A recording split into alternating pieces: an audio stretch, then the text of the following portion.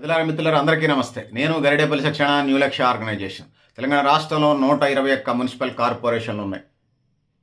ఈ 121 మున్సిపల్ కార్పొరేషన్‌లో సామాజిక వర్గం ఏ వార్డులు ఎన్ని వార్డులు కేటాయించారు, ఎంత శాతం అనేది మీకు చెప్పే ప్రయత్నం చేస్తాను.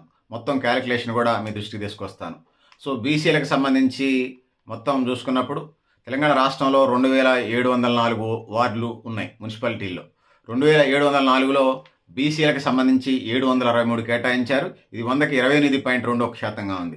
ఎస్సీలకు సంబంధించి 400 కేటాయించారు. ఇది 14.79% ఉన్నది. ఎస్టీలకు సంబంధించి 176 కేటాయించారు. ఇది 6.47% ఉన్నది. మహిళలకు సంబంధించి 788 కేటాయించారు. ఇది 29.14% ఉన్నది. అన్రిజర్వ్డ్లో 578 పెట్టారు. ఇది 21.39% ఉన్నది. మొత్తం వార్డులు 2704 వార్డులు ఉన్నాయి 121 మున్సిపాలిటీల్లో. ఇది 100%గా చెప్పొచ్చు. ఇది పెద్దలారా మిత్రులారా 2704ని 100 అగ్రిగేట్ చేసి పెట్టినప్పుడు ఈ రిజర్వేషన్స్ అన్నీ వచ్చినట్టుగా మనం తెలియజేస్తా ఉన్నాం. బీసీలకు 28.21% వచ్చింది 100కి. తెలంగాణలో 121 మున్సిపాలిటీలో బీసీలకు 28.21 అంటే 42% వస్తే ఇంకా చాలా పెరుగుతాయి.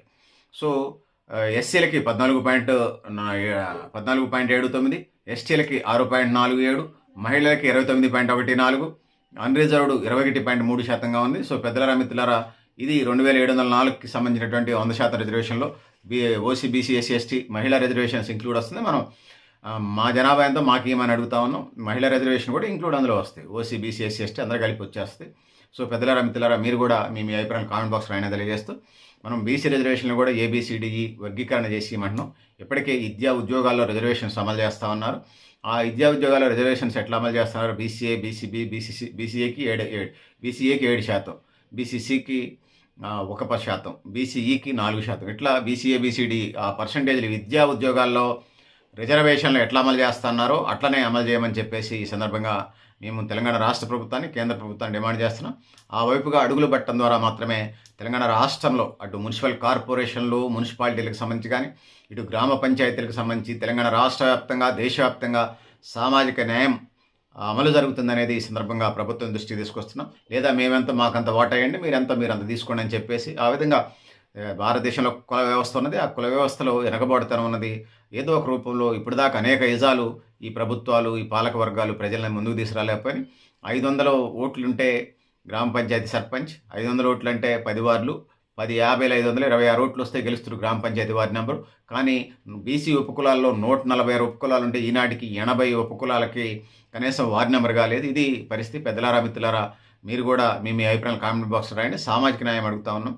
మేమెంతో మాకంత ఓటేయండి, మీరంతా తీసుకోండి. అదే నిజమైన సమానత్వం అడుగులు పడుతుంది. ఆ విధంగా అన్ని రంగాల్లో ఈ దేశ ప్రజలకి ఆ జనాభా దామాషా ప్రకారం వాటాలో వెళ్లాల్సిన అవసరం ఉంది. ఎక్కువ జనాభా ఉన్న వాళ్ళు ఎక్కువ తీసుకోండి, రాని వాళ్ళనే వాళ్ళ ఓటా వాళ్ళకి ఇవ్వండి. ఇంకా రాకపోతే వాళ్ళ నామినేటెడ్ పోస్టులో నింపి సామాజిక న్యాయాన్ని అమలు చేయాల్సినటువంటి బాధ్యత పాలక ప్రభుత్వాల మీద, ముఖ్యంగా నాయకత్వాల మీద, ముఖ్యంగా బీసీ సంఘాలు, బహుజన సంఘాల మీద ఆ భుజాల మీద ఆ బరువు ఉన్నది.